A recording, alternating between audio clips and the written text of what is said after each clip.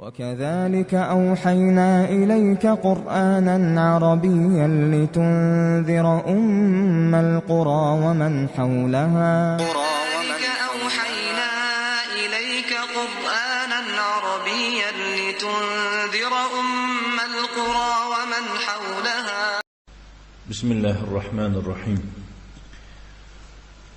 الحمد لله رب العالمين والعاقبة للمتقين، والصلاة والسلام على نبينا محمد وعلى آله وأصحابه أجمعين. أما بعد، فنبدأ بعون الله سبحانه وتعالى الليلة من كتاب دروس اللغة العربية لغير الناطقين بها من الجزء الأول. إنك ما امروز بعون الله سبحانه وتعالى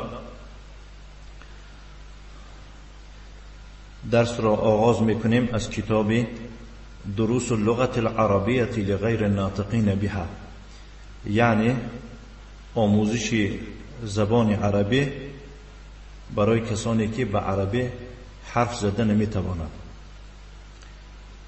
این کتاب یا که گویم این فن از 4 قسم عبارت می باشد. امروز ما قسم یکم را سر می کنیم. صفحه 5. الدرس الاول. از یاد نمورد که اینها را تا چند درسی که می گیرید باید که از درس یکم پیش از آن که درس 5 یا که 10 یا 11 را خوانید، برای خاطر رقم های ترتیب را از یاد کردن از درس 1 چکار کنید؟ خوانده روید. الدرس الاول، الدرس الثانی، الدرس الثالث، الدرس الرابع و هكذا. اینها را رقم های ترتیبی میگویند. الدرس الاول، درس یکم. موضوع این درس هذا. موضوع این درس چی بود است؟ هذا. معنی هذا این. از روی نقطه نظر قاعده علم نحو میگویند که هذا اسم اشارة للمفرد المذكر القريب العاقل وغير العاقل. هذا اسم اشارة للمفرد المذكر القريب العاقل وغير العاقل. یعنی هذا اسم اشاره است. این اسمی هست که به این شما یگان چیزی زنده یا که گویم بیجان را اشاره میکنید. بنابراین میگوید که اسم اشاره است برای شکل تنها و مردانه باشد و نزدیک باشد. همون چیزی که شما اشاره میکنید میگوید که این، میگوید این اشاره شما به یک شکل تنها است و مذکر است، یعنی مذکرات جنسی مردانه و نزدیک است. العاقل و غیر العاقل گفتیم. یعنی هذا این اسم را، یعنی اسم اشاره هستی که با این اشاره کرده می شود. اینا اشاره جانشین میگوین اگر خطا نکنم در زبان تاجیکی. خب همون چیزی که شما اشاره میکنید خواه عاقل باشد یا غیر عاقل باشد. مراد از عاقل یعنی نه جاندار باشد یا که بیجان باشد. برای مثال میگویند که هذا رجل، این مرد است. این مرد است. اشاره ما به چی کردیم؟ به شخصی مفرد مذکر مردانه نزدیک است و عاقل است. اگر ما گوییم که هذا کتاب، این کتاب است گوییم، در این حین چی می شود؟ ما اسم اشاره را استفاده بردیم برای مفرد یعنی تنها و مذکر مردانه القریب نزدیک است به شما و غیر عاقل است. کتاب یعنی که بیجان است. اکنون درس را نگاه کنید. هذا این. وقتی که سوال شود به شما هذا چی معنا دارد؟ میگید که هذا معناش این میشود. خب از روی نقطه نظری قاعده علم نحو یعنی سینتاکسیس زبان عربی هذا را چی میگویند؟ میگوید که هذا اسم اشارة للمفرد المذكر القریب العاقل و غیر العاقل. این از معلومات درباره هذا. اکنون برای خاطر اون که هذا را پر فهمیم یک چند مثال ها را با صورت ذکر میکند. مثلا در زیر صورت خانه بینید گفته است که هذا بیت، از یاد نبرارید. هذا بیتون نوشته می شود ولی در وقت خواندن هذا بیت در زبان عربی یگان کلمه به سکون آغاز نمی یابد. یگان کلمه نیست که در زبان عربی به حرکت سر شود، اما در وقت وقف فقط در آخری کلمه یا که گویم در آخری جمله باید که به سکون وقف کرده شود اگر اونجا لازم باشد سکون. مثلا هذا بیت، هذا بیتون نوشته شده است در اصل، اما در خواندن چی می شود؟ هذا بیت.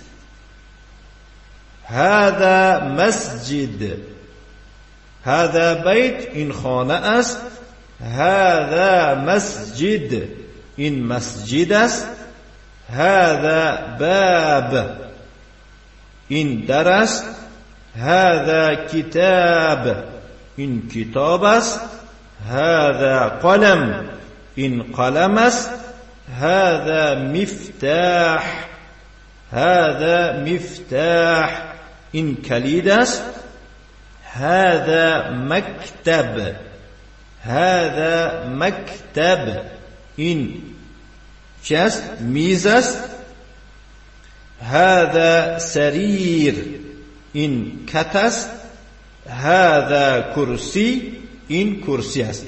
اگر اهمیت دادگی باشد بعد از اسم اشاره کدام اسمی رو که ما خواندیم اینها را غیر عاقل میگویم، یعنی اسمهای بیجان، اسمهای چخل بیجان هستند. و اهمیت دادگی باشد یعنی مفرد هستند، اینها تنها هستند و مذکر هستند، مردانه هستند. اگر اینها زنانه می بودند هذا صورتش دیگر میشد. انشاءالله در درس‌های آینده میگذاریم. عاید مؤنث یعنی جنسی زنانه و همین چیزهایی که اشاره کردیم اون وقت ما به هذا اشاره میکنیم که وقتی که همین خانه به شما نزدیک باشد چیکار میکنید؟ هذا بیت گفته اشاره میکنید، هذا مسجد، هذا باب، هذا کتاب، هذا قلم، هذا مفتاح، هذا مکتب، هذا سریر، هذا کرسی. اینها اسمهایی هستند که به ما نزدیک. اکنون صفحه 6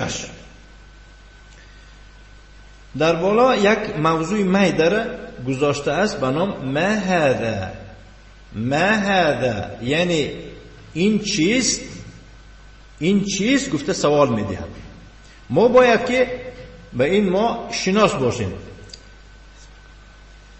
ما چیست می شود؟ این را از روی نقطه نظری علم نحو میگویند که اسم استفهام یا که اسم استفهام لغیر العاقل، یعنی اسمی هست که به این شما سوال میکنید برای غیر عاقل، برای بیجان ها، برای یعنی به یک اسم یا که گویم برای یک اسم استفاده برده می شود که همان اسم مثال گیریم چی بیجان باشد. مثلا یک انسان شما نمیتوانید گفتن که ما هذا چیست این، شما میگید که کیست این، اما این کیست نیست، این چیست. بنابراین این را در غیر عاقل استفاده برده می شود. نه، شما را سوال دادنشون ممکن که ما معناش چی است؟ میگه که چیست. خب اگر پرسن که از روی نقطه نظر علم نحو یا که سینتاکسیسی زبان عربی ما را چی میگویم؟ میگه که ما اسم استفهام لغیر العاقل. نه، مثلا گفتن نمیشود که ما هذا رجل، چیست این مرد است، خطا است. یا که مثال گفتن نمیشود که ما هذا ولد، چیست این بچه است، اینا خطا است. زیرا خطاگی در چی است؟ خطاگی در آن است که ما با عاقل ما را استفاده بردیم.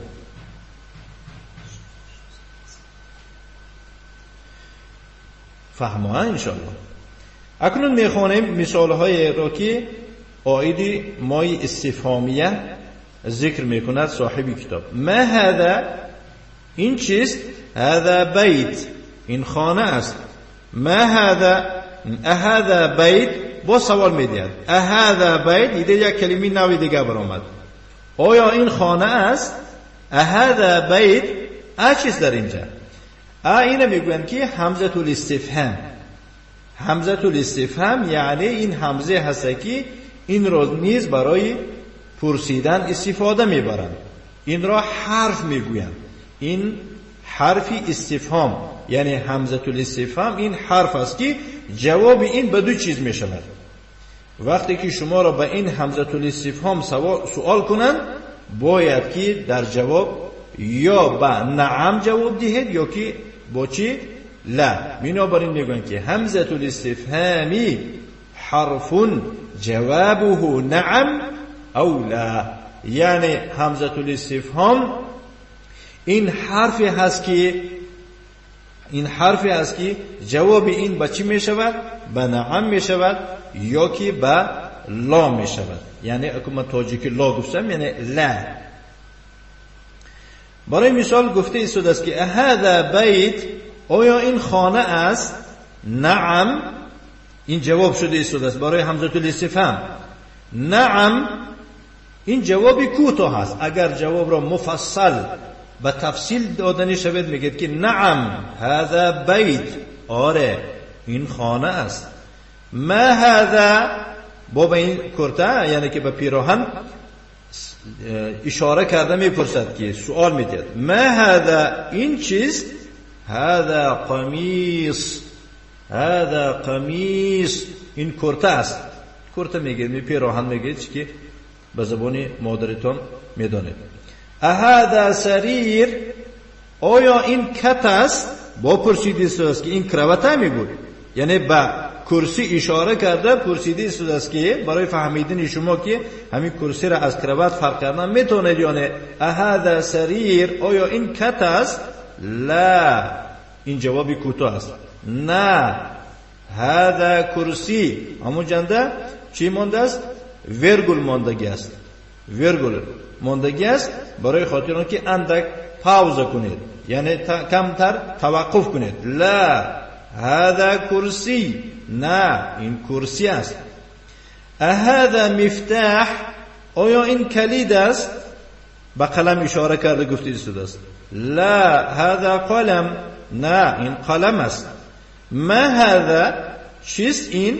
هذا نجم، هذا نجم، این ستاره است. تمرین یعنی مشق یکم. تمرین واحد، مشق یکم. ما هذا جوابش باید در کتاب ننویسید. اگر خواهید که از این یعنی مرحله یک به موفقیت مرحله 2 3 4 گذارید، چی که معلم برایتون میگوید گفتی معلم کنید. بعضی کسا هستن که می نویسن ممکن نیست در کتاب، فقط کلمه های نو معناش نویسن حق داریتون، اما این سوال ها را باید ننویسید. اینها را همون صورتی کلید دیده باید که شما در یاد داشته باشید که کلید چی بود؟ مفتاح. ما هذا، چیست این؟ میگه که هذا مفتاح. با کتاب میپرسدتون ما هذا، هذا کتاب.